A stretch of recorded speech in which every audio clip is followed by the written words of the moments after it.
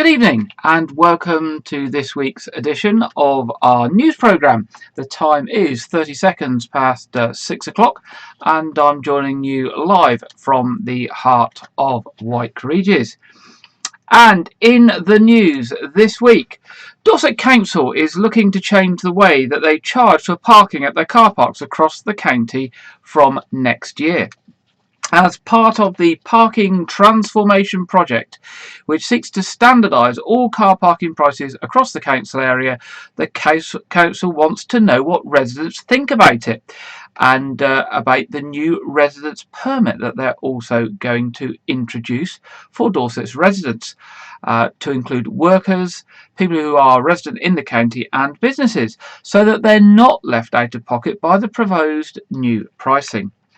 What they propose is a new three-tier pricing structure for all car parks and a differentiating between the diverse and unique areas that Dorset enjoys, such as the rural areas, the coastal areas and the town areas. And also, of course, the seasonal nature of car parking at popular visitor destinations. It aims to bring consistency to charging across the whole of the Dorset Council car parks, where charges currently span from free in some areas to £9 all day. They're bringing this three-level system in. Level 1 pricing is for the smaller rural car parks, and it's proposed that charges will start at 50p for 30 minutes and rise in increments to £4 for all-day parking. Then there'll be level 2 pricing. This is for the market towns and shopping destination car parks. It's proposed there that charges again start at 50p for 30 minutes and will have slightly higher incremental rises up to a total of £6 for all day. And then there'll be level 3 pricing. This is for our visitor destination car parks, so this will affect lots of those in the Weymouth and Portland area. It's proposed to have the same pricing level as level 2 car parks in the low season, so throughout the winter, but in the high season, which is from the 1st of April to the 31st of October, prices are proposed to start at £1 for 30 minutes and rise incrementally up to £10 for all day. As part of this work, a single car park permit is proposed for drivers living and working in Dorset. This would replace the 76 different permits currently available across the county, covering the old district and borough local authority areas. The proposed annual residence, workers and business car park permit would allow drivers to park in specified Dorset Council car parks throughout the year. A residence survey has been launched to inform the cost and the offer of the permit, with a proposed price to be confirmed once feedback has been analysed and costs calculated. Monthly payments are also being considered to help spread the cost of this permit. So if you buy the annual permit, you'll be able to park free in certain car parks. Otherwise, you'll have to pay the same prices as everybody else. Dorset's town and parish councillors and community representatives participating in stakeholder groups are being asked to comment on the proposed tiered car parking pricing structure, while the permit survey is open to everyone to ensure plans take into account the views of Dorset's motorists, as well as specific local knowledge on parking. The scale of increases in parking prices will vary for each individual driver depending on the car park being used and obviously the duration that they want to stay. Our proposals are also affecting on-street parking, where charges will be made more consistent following the same three-tier approach. But there is also a proposal that the spaces on on-street parking will be charged at a much higher rate than the car park areas, to ensure that people don't fill up those spaces for too long and therefore they park for shorter periods of time. Waivers will still be able to be purchased for tradespeople who need to park for work. Blue badges will be reviewed separately to these proposals, as will healthcare permits.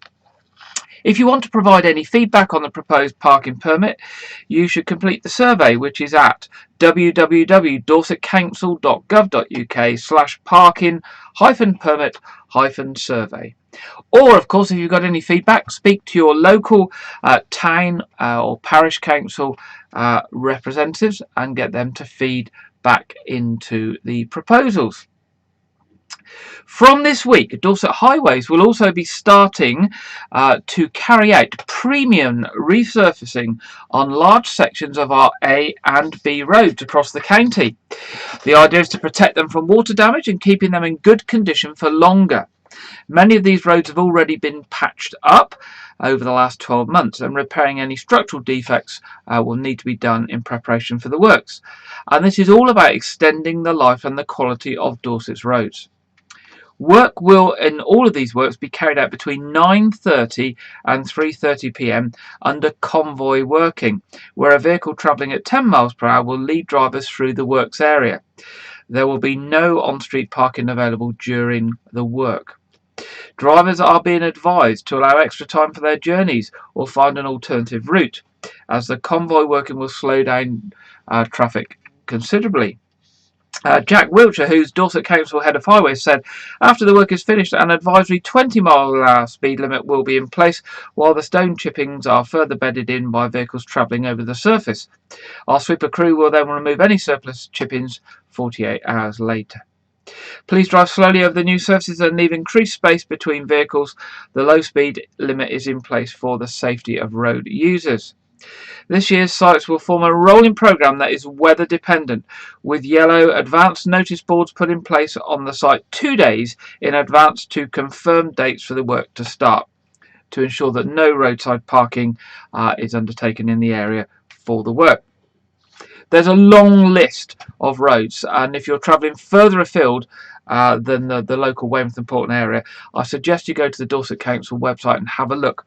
But the ones that are probably going to affect Weymouth and Portland residents most of all are the Dorchester Road in Wool, between Wool and Burton Cross roundabout to the junction with Bailey's Drove. That starts on the 19th of July.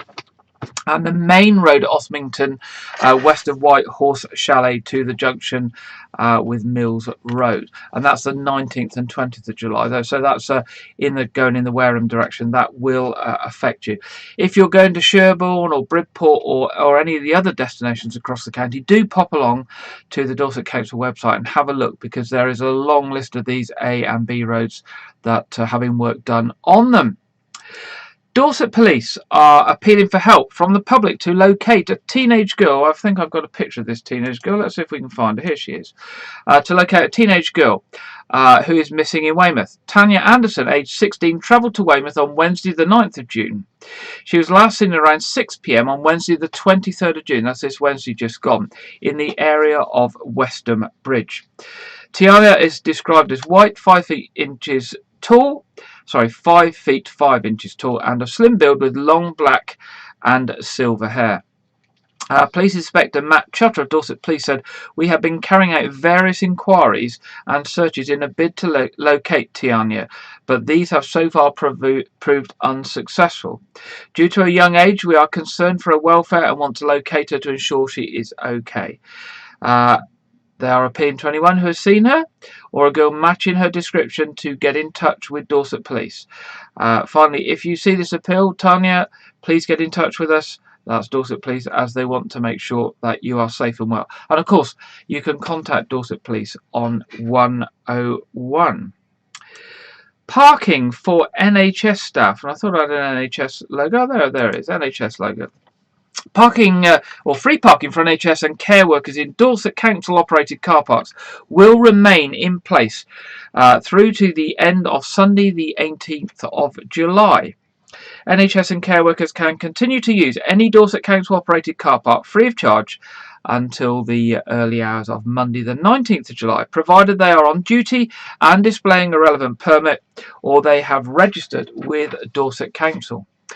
The free parking was originally run for a limited time early last year, and it was reinstated during each lockdown period, as well as continuing through December 2020. The extension of the free parking for NHS and care workers will be reviewed by councillors on a monthly basis. So if anything changes with the opening up, then they will obviously review it again. If you want to register for free off-street parking, you can email parking@dorsetcouncil.org.uk. dorset.gov.uk, providing your full name, evidence of your employer details and your vehicle registration number. So that's parking at dorsetcouncil.gov.uk. You'll need to give details of your full name and evidence that you are an NHS or care worker. You'll get a response email and your details will be added to their system, and you won't get a parking charge notice put on your vehicle. Similar to NHS, this is about care workers and people who are providing care and support to others in the Dorset Council area. There is a scheme to give free PPE, that's personal protective equipment. Personal assistants and unpaid carers living in the Dorset Council area can request free personal protective equipment as they continue to carry out their caring duties through the COVID-19 pandemic. The scheme was first introduced in February and expected to last until the 30th of June, but the provision has now been extended right the way through until March 2022. So that's free PPE scheme now extended right the way through to March 2022. The equipment available includes visors, aprons, face masks, gloves and sanitizer. Who can apply for it? Well, if you are an extra resident, unpaid carer, meaning that you do not live with the person you care for, a co-resident, so if you do live with the person you care for, an unpaid carer, where you're caring for somebody who's clinically vulnerable, you're directly employed by an individual to provide care and support, and you provide care that requires you to come within 2 meters of an adult over the age of 18 who you support. And this care could include support in the home or in the community. So if any of that applies to you and you want to get some free PPE, you can call the Dorset Together helpline on 01305 221 000. That's 01305 221 000. Councillor Simon Gibson, who's the lead member for care at Dorset Council, said it's really good news that the provision of free PPE for personal assistants and unpaid carers has been extended through to March 2022. Carers and personal assistants do a fantastic job supporting some of the most vulnerable people in Dorset through what continues to be a really challenging time. I am pleased this provision will remain in place so they can continue to protect themselves, those they care for, and others they come into contact with as they go about their caring duties. Carer Support Dorset is the first point of contact for advice and support to unpaid carers of all ages across Dorset Council area. Their aim is to create a carer-friendly communities where carers are recognised, valued and supported. So if you're a carer and you want any support, Carer Support Dorset can be contacted on 0800 368 8349. So that's 0800 368 8349, or you can go on to a specific website, www.carersupportdorset.co.uk. That's www.carersupportdorset.co.uk. Back to Dorset Police again. They're appealing for help from the public to identify the owner of a dog that bit a 4-year-old girl in Weymouth. At around 3 p.m. on Tuesday the 15th of June, the victim was walking with her mum on Victoria Street in Weymouth when they saw a man and a teenage girl with a Dalmatian dog coming the other way. The man stood near a wall while the victim and her mum walked past, but the dog lunged forward and bit the girl on the arm, causing a red mark and a bruise. The male dog owner apologised and asked if the girl was all right. The mother was treating her daughter and the dog owner left the scene, and therefore she was unable to get his details. The man is described as white, aged in his 40s, just under 6 feet tall, and of medium build with short dark hair that is going grey and a beard. He was wearing a green top and brown shorts. The teenage girl that was with the man is described as around 15 or 16 years of age, with straight blonde or light brown hair that was just beneath shoulder length and was wearing glasses. Police Constable Jenny Sykes-Martin of Dorset Police said, "This must have been upsetting for the young girl, and I'm carrying out a number of inquiries to locate the dog owner. I'm appealing for anyone who witnessed what happened or may have any information to help me identify the owner of the Dalmatian to please get in touch." And again, you can contact Dorset Police on 101 or anonymously on Crime Stoppers on 0800 555 111. The NHS in Dorset is reminding anyone aged 18 or over that they are now eligible for their COVID-19 vaccination and is asking them to book their appointment to help return to normal life as soon as possible. Vaccination sites are open throughout the county, with a number of pharmacies recently coming online to offer protection against the virus. A full list of sites can be found at www.dorsetccg.nhs.uk/vaccinations. That's www.dorsetccg.nhs.uk/vaccinations. Local GP Andy Rutland, I haven't got a picture of Andy. Here's Andy. There he is. Said people are desperate to return to normal life. For example, going to concerts, events or clubs at the earliest opportunity. And we are reminding anyone aged 18 or over not to wait until they're invited, but to get on and book their jab as soon as they can. Cases across Dorset are definitely on the rise, and we know that vaccination offers protection against serious illness and hospitalisation, as well as reducing the risk to those close to you. We are delighted that there is such a demand for vaccinations both nationally and locally, and the fact that we have now delivered over 900,000 doses in Dorset shows that the vast majority of people are keen to get protected. We know, however, that there are still more people that for whatever reason haven't made up their mind and haven't booked an appointment yet. He would encourage anyone who is hesitating to find out the facts before they make a decision. We are so close to going back to normal, let's not spoil it now. There is still a chance that you could catch or spread COVID-19 even after you've got the vaccine. So we are asking, or he is asking, all residents to take part also in rapid testing on a regular basis.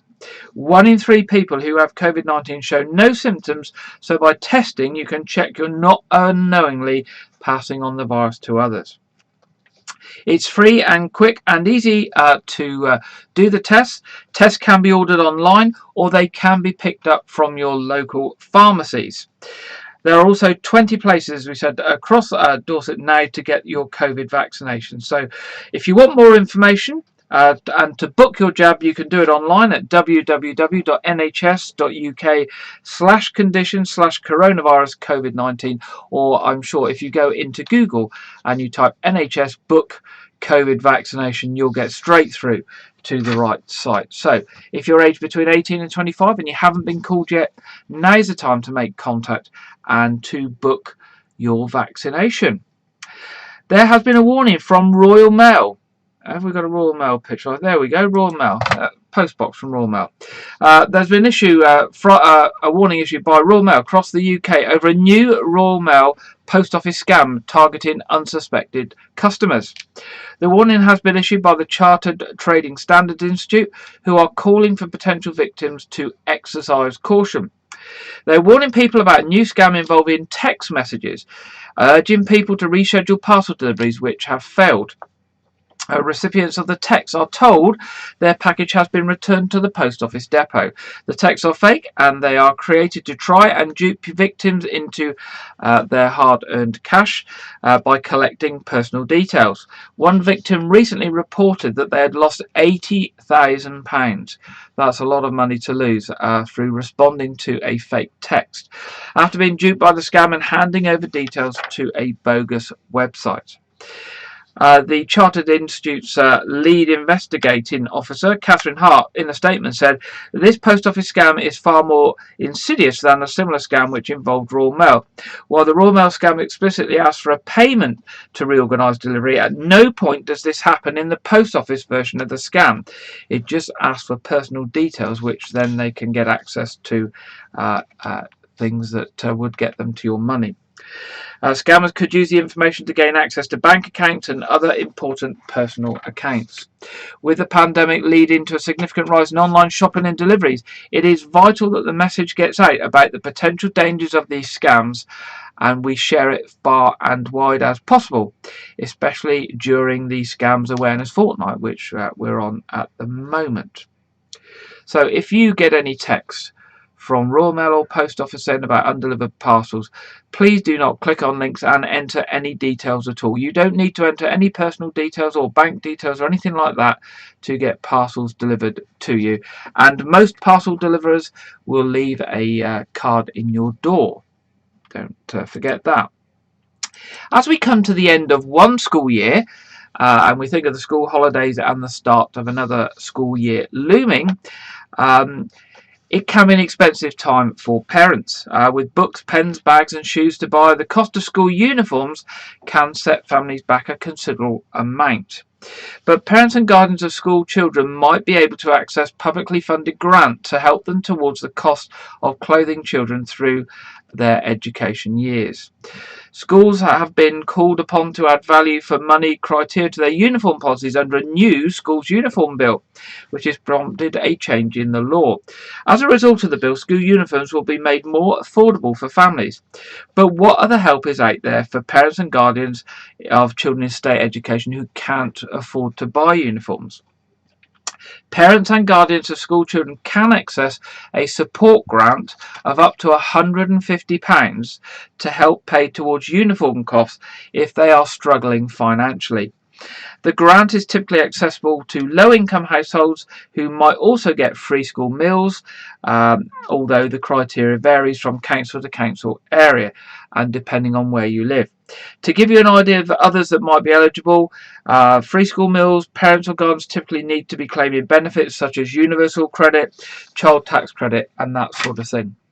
Dorset Council does operate the scheme. It's not operated in all local authority areas, but Dorset Council does, and it does issue grants.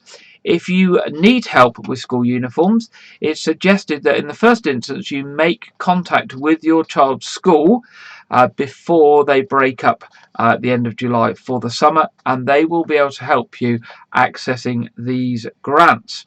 The successful grants are awarded during the summer holidays, so that you've got enough time to buy your uniforms for the children before they actually get it's time for them to get back to school. Well, there we go. That's the headlines tonight, and it's just past 22 minutes past 6, doing a time check for you.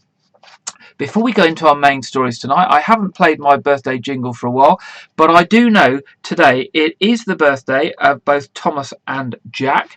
So I promised that what I would do is I would play my my snazzy birthday jingle for Thomas and Jack. So happy birthday to Thomas and Jack.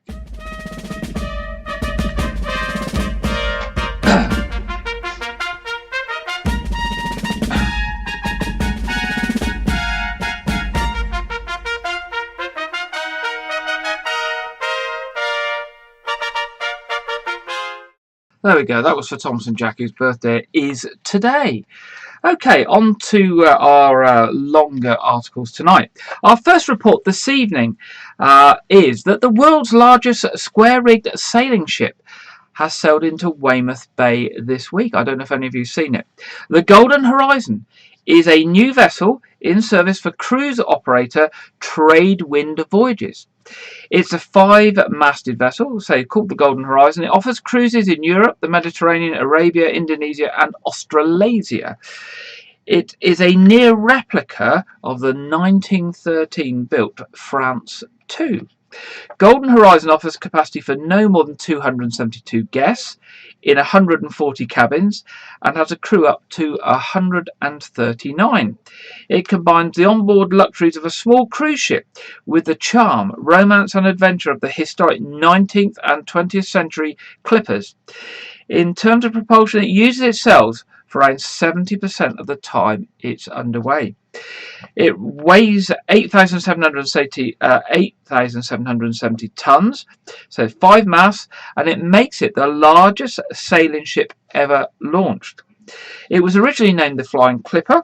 The luxury vessel was designed by a Polish naval architect and built in Split, Croatia. Now, Jeff Moore from Dorset Media and the Travel Trunk went out on a boat this week to meet the Golden Horizon just as she approached Portland Bill on her way back to Weymouth. And this is from Jeff. So I've come out this morning to intercept the Golden Horizon, the world's largest sailing ship. and it's due to arrive in Weymouth Bay probably about 8 o'clock this morning, and we're at the moment just heading off, go towards the end of Portland and Portland Bill, and hopefully meet up. Well, we've actually made contact now. We're not too far away, so we'll just be following as she makes her way in to anchor.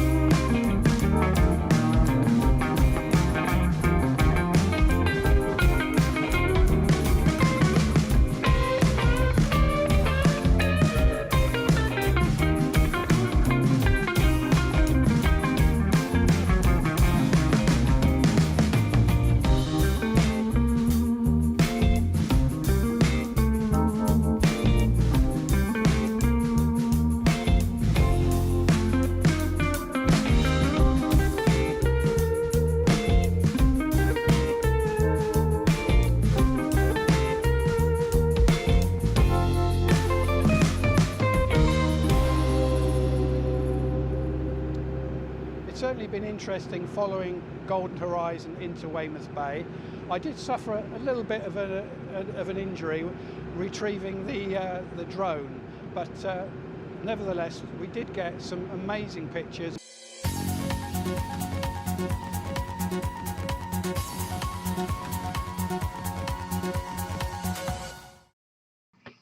Thank you there to Jeff Moore from Dorset Media and the Travel Trunk for his footage of the Golden Horizon as it came into Weymouth, and quite a few people have spotted it. There's some lovely photos put up on Facebook yesterday of it lit up at night. The time now is just coming up to 28 minutes past 6. Also to say, of course, it's my mother-in-law's birthday this week as well, so a very happy birthday to Pauline Wheatley this week on the 30th, so 4 days time. Hope you have a happy birthday too. Our second story tonight is about the Weymouth 450 celebrations. You remember we have mentioned this other weeks, where we have said that this year we are celebrating 450 years of the union of Weymouth and Melcombe Regis into one town. Next weekend, the Knowth Fort is actually having the first of the major events to mark the 450 celebrations, which is the Mailway Games. And we'll mention that again later in our What's On section. But we're now going to hear from Janet Hall about some of the plans of activities that are going to be running in Wyke Regis for the Weymouth 450. Of course, Wyke Regis played a much more wider role in the town back 450 years ago.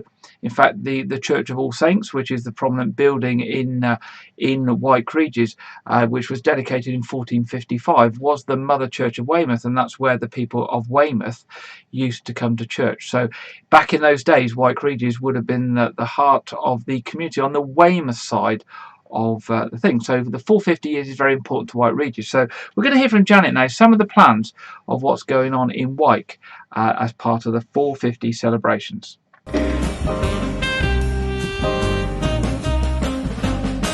Did you know that Weymouth started life as two separate independent towns, one on each side of the River Wey. This year marks 450 years from when Weymouth and Melcombe Regis were combined by way of a charter. While it's thought that Weymouth was established as early as the 10th century, and its first charter was granted in 1252, it was confined to the south and west of Weymouth Harbour, and it's thought Weymouth was the earlier of the two settlements, formed from a small huddle of fishermen's huts and dwellings. The two settlements shared the river that lay between them, which provided the towns with a steady income from shipping and fishing. From as early as the 13th century, there were disagreements over the ownership of the harbour and profits from the stretch of water between the towns. The disagreements and assertions over the rights continued over the centuries and reached a pivotal point under the reign of Elizabeth I. Constant petitions to the Queen and her Privy Council resulted in her officials attempting to intervene to broker a peaceful agreement, and their attempts fail. The Queen and her ministers then used Parliament to bring about a solution to the ongoing problem. In April 1571, an Act of Parliament was passed forcing the towns into a union, creating the new borough of Weymouth and Melcombe Regis. The construction of the first bridge over the harbour in the early 1590s was the first physical recognition of the union and strengthened the identity of the two settlements as one town. This year we are celebrating 450 years since that charter. As part of the celebrations, the parish of Wyke Regis is putting on a festival of art and flowers in our historic church. The present church building, which was completed in 1455, was until the early part of the 19th century the parish church of Weymouth. So having been around throughout, it is entirely appropriate that we celebrate 450 years of Weymouth right here. And what better way than with a festival of flowers and arts? It will be over the weekend of the 24th of September 2021, and by then we will certainly feel in need of a bit of celebrating. Artists are asked to submit work for an exhibition along the theme of Celebrating Weymouth 450. And there'll also be a photographic competition for local people on the same theme. Please give me a ring or email if you want more information on how to enter, and keep your eyes open for updates on our Facebook page and our website. There will also be flower arranging workshops throughout the weekend, and the last night of the proms on the Saturday night. So get those dates in your diary right now, September the 24th to the 26th. If you want to know more, get in touch with me on one of the above contacts. Thank you, Jenna. And of course, we will be letting you know more about all of those activities as we get closer. And we will also post them up on the Wyke Regis TV Facebook page as well. So there'll be an art exhibition, photographic competition, last night of the proms, and chance to pop in and learn a bit about the history of one of the older buildings in Weymouth that was certainly around 450 years ago when Weymouth and Melcombe Regis came together. Our final story, and just to give you a time check, we're just coming up to 1834 or 634, is about Armed Forces Weekend. Now, last weekend was Armed Forces Weekend, and for a period of time it was thought that it may not go ahead, but it did go ahead. It was a pared down event, slightly not as large and so many people as normal, But it was possible for the scaled down event to run. There weren't the big parades, obviously, like usual, but there were things happening at the nose. There was an act of remembrance. There was people dressed up in military uniform, and there were military vehicles in the town. And again, we're going back to Jeff Moore again this evening from Dorset Media and the Travel Trunk to have a look at what actually happened in Armed Forces weekend in Weymouth last weekend as Jeff was out and about in the town. They shall grow not old, as we that are left grow old. Age shall not weary them, nor the years condemn. At the going down of the sun, and in the morning, we will remember them. We will remember them.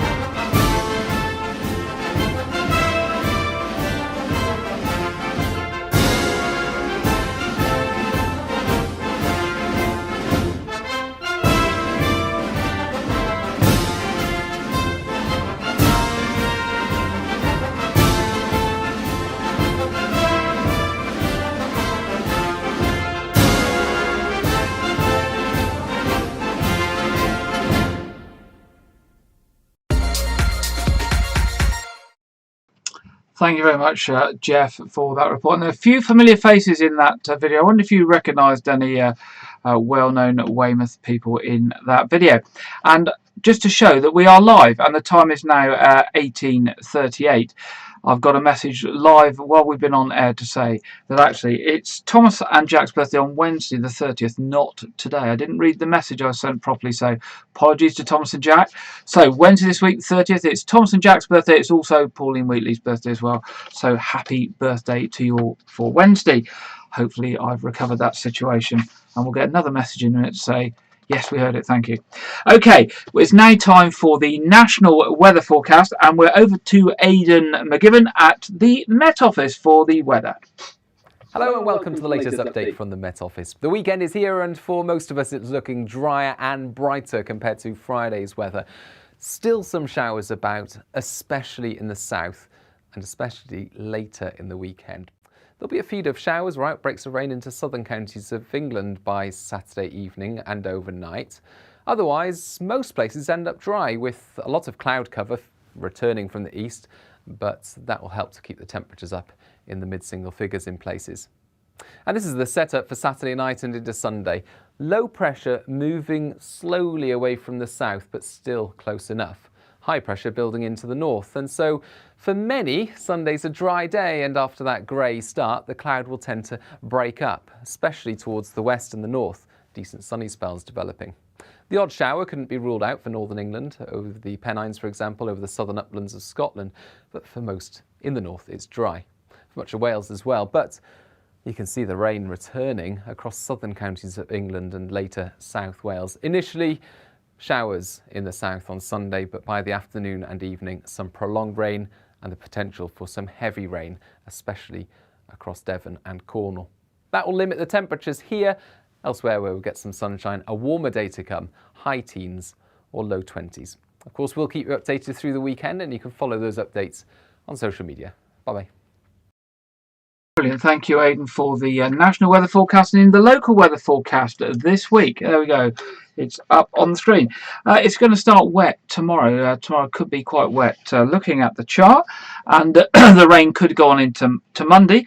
It's going to be changeable most of the week, but the best and driest days are likely to be Tuesday and Thursday, and daytime temperatures are going to reach up to 18 degrees centigrade. That's what the weather forecast says. Like me, I suspect you realise that the weather forecasts aren't always that accurate. You know, we get a weather forecast that says it's going to rain all week and it doesn't rain. But that's what the forecast says at the moment. So we'll see what happens. Looking at the traffic and travel. This week, Wessex Water are still working in Williams Avenue in White Regis, and there's still ongoing work at Bar Lane Chickerell. Southern Gas Networks are working in Wyke Road and Baycliffe Road. And traffic could continue to be heavy with holiday traffic as well as we get closer into the summer season and more people obviously taking their staycations. And remember, if you're travelling further afar, do go on the Dorset Council website and look at those major road resurfacings, because it is going to affect travel throughout Dorset in the weeks through July. On the trains, there is an amended service times late night excuse me, and early morning between Basingstoke, Eastleigh and Southampton Central this week. What else is on this week? What's on? Well, Weymouth Pavilion is operating social distance shows this week, and they've got an ABBA and a Queen tribute band over the coming week. So if you like the music of ABBA and Queen, it'd be worth giving them a call, see if they've got any tickets left.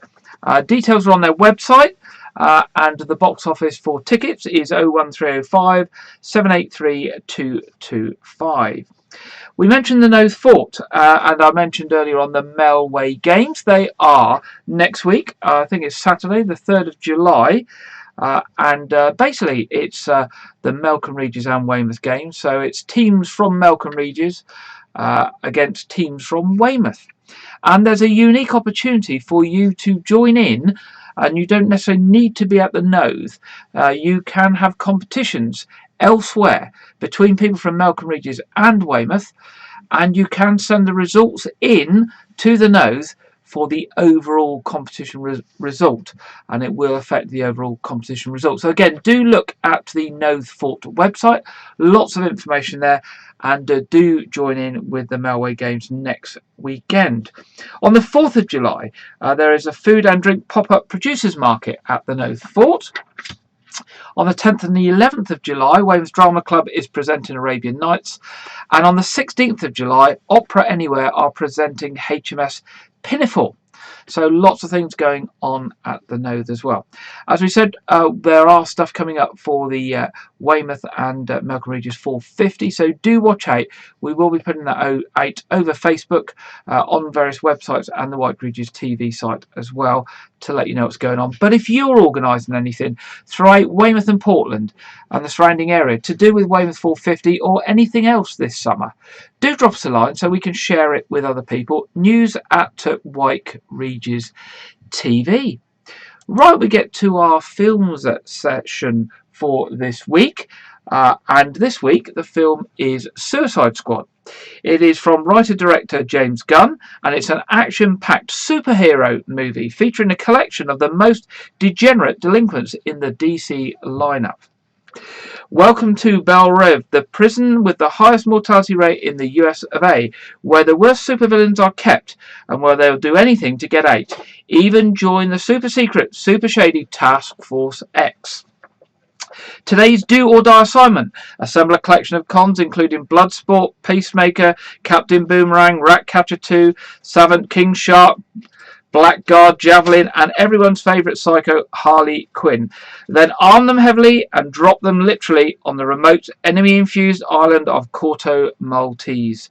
Trekking through a jungle teeming with militant adversaries and guerrilla forces at every turn, the squad is on a search-and-destroy mission with only Colonel Rick Flag on the ground to make them behave, and Amanda Waller's government techies in their ears, tracking their every movement. And as always, one wrong move and they're dead, whether at the hands of their opponents, a teammate, or Waller herself. If anyone's laying down bets, the smart money is against them, all of them. The film stars Margot Robbie, Idris Elba, John Cena, Joel Kinnaman, Jai Courtney, Steve Gunn, Peter Capaldi, just to name a few. It's an absolute star-studded cast, and even Sylvester Stallone as the voice of the shark. It's distributed by Warner Brothers Pictures, and it's in cinemas across the UK from the 30th of July. So if you like superheroes and superhero movies, maybe this one is for you. Here we go. Let's see what it's going to look like. Robert Dubois. He's in prison for putting Superman in the ICU with a kryptonite bullet. I'm not joining your Suicide Squad. We'll see. My court date is coming up, and Miss Waller said maybe you could help me out. You're flexing in my door! Everyone stand down. Miss Waller, I don't... Stand down! I wouldn't take such extreme measures if this mission went more important than you could possibly imagine. Are you in or out? Good. Let's meet your team. It's okay, I'm not okay. Each member is chosen for his or her own completely unique set of abilities. I need to feel the raindrops on my head, on my head. Hey guys, sorry I'm late. Had to go number 2. Good to know. Is this thing a dog? A dog? What kind of dog do you think it is, mate? I'm gonna go with Afghan Hound. Oh my god, is it a werewolf? Yo, they sent me next to a werewolf! Yo, let me out! Hey, he's not a werewolf, okay? He's a weasel. He's harmless. I mean, he's not harmless. He's killed 27 children, but, you know.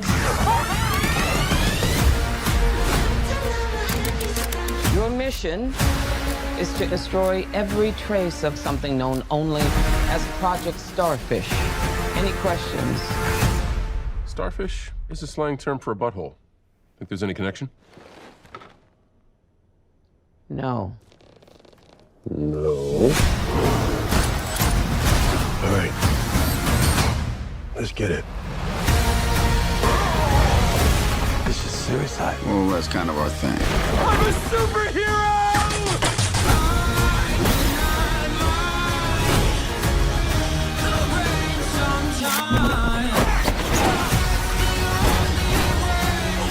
That's my dad. I want to get you out of here alive. I'm going to get you out of here alone.